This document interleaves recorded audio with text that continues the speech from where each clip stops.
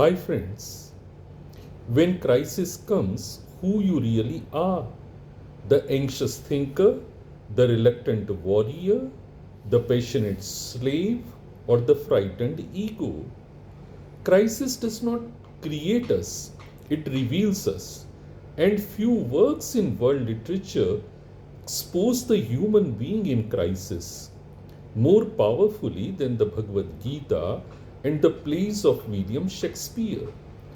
Today, let us place Arjuna and Shakespeare's tragic heroes face to face. On the battlefield of Kurukshetra, Arjuna collapses. His bow slips, his body trembles, his mind spins. He says in chapter 1 of the Gita, "My limbs fail, my mouth is parched, my body trembles." He is not afraid of death, he is afraid of action. He is torn between duty and emotion, dharma and attachment, clarity and collapse. He is a warrior by role, but in that moment he becomes an anxious thinker. Sounds familiar? Now enter Hamlet. Prince Hamlet of Denmark learns from his father's ghost that his uncle Claudius murdered the king and seized the throne. His hesitation leads to accidental deaths, including Polonius and Ophelia's descent into tragedy. In the final duel, Hamlet kills Claudius but is himself fatally wounded, dying as the Danish royal line collapses. In Hamlet, Shakespeare gives us perhaps the greatest portrait of psychological crisis in Western literature. To be or not to be. His famous words reverberate in our minds. Hamlet represents the thinking self pushed to the edge.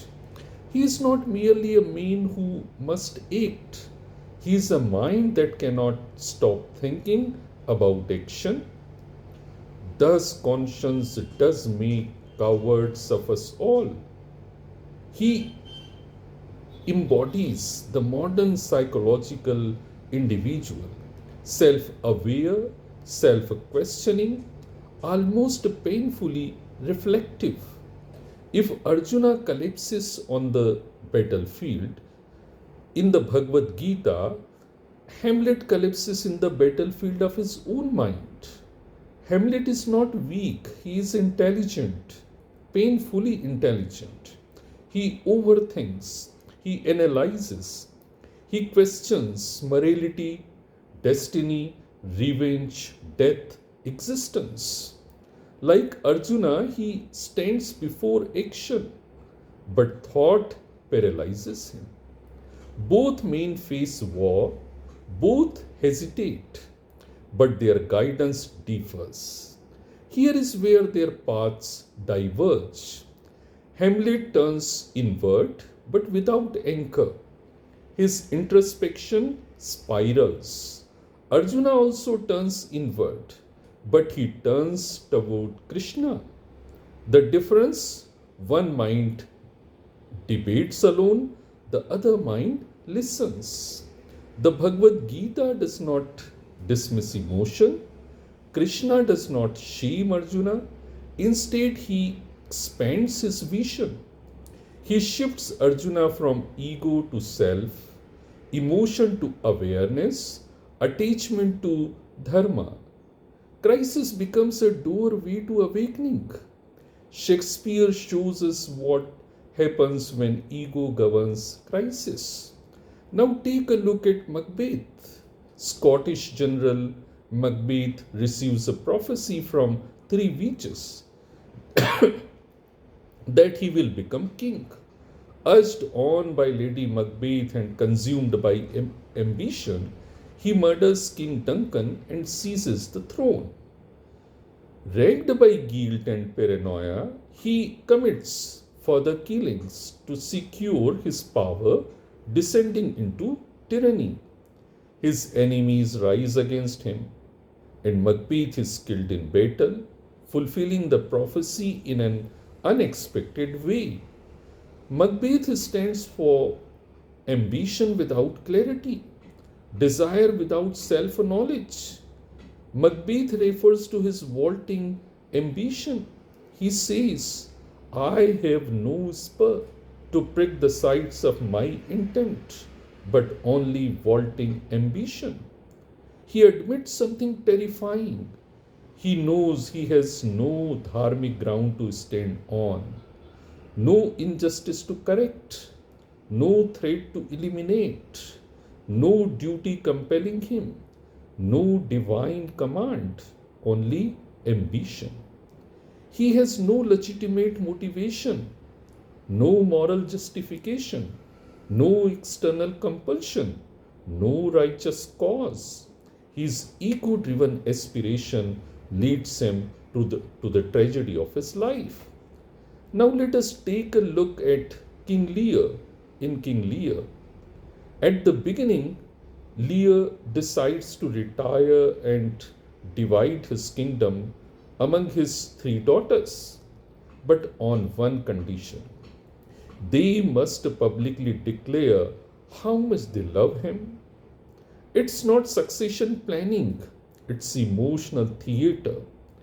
He disowns the honest Cordelia and gives power to the flattering Goneril and Regan, who soon strip him of authority and dignity.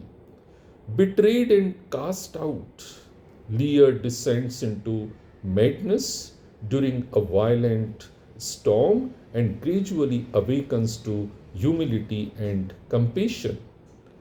After reconciling with Cordelia, he loses her to political cruelty and dies in grief, leaving the kingdom in ruin. It's a case of identity but built on validation. It's about how, when crisis strips them of power, they collapse into madness. He begins as a king obsessed with validation. He ends as a broken human being who has discovered love too late. The ego cannot survive uncertainty. The Gita says, you are not the trembling mind, you are not the anxious thought, you are not the collapsing emotion, you are the witness. This is revolutionary. Crisis asks only one question: who are you? When everything familiar is taken away, your position, your comfort, your certainty. Hamlet answers with doubt, Macbeth answers with ambition, Lear answers with despair, Arjuna answers eventually with clarity. Not because fear disappears, but because identity shifts from I am this body and this role to I am the conscious being performing this role. But now, what does this mean for us?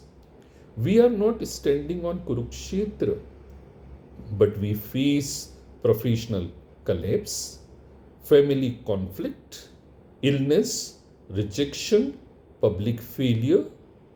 In those moments, are we the anxious thinker, the reluctant warrior, the passionate slave to emotion, the frightened ego, or can we become the conscious actor? Shakespeare diagnoses the human condition, the Gita prescribes transformation. That is the difference. Perhaps the real battlefield is not external. It is the space between thought and action, between fear and duty, between ego and awareness.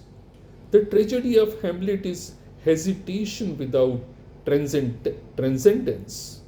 The triumph of Arjuna is action without ego. So the ultimate point is, when crisis comes, who you really are, and more importantly, who do you choose to become? If this reflection resonated with you, share your thoughts in the comments. Which character do you relate to more, Hamlet or Arjuna? And can crisis become not a breakdown but a breakthrough? Thank you.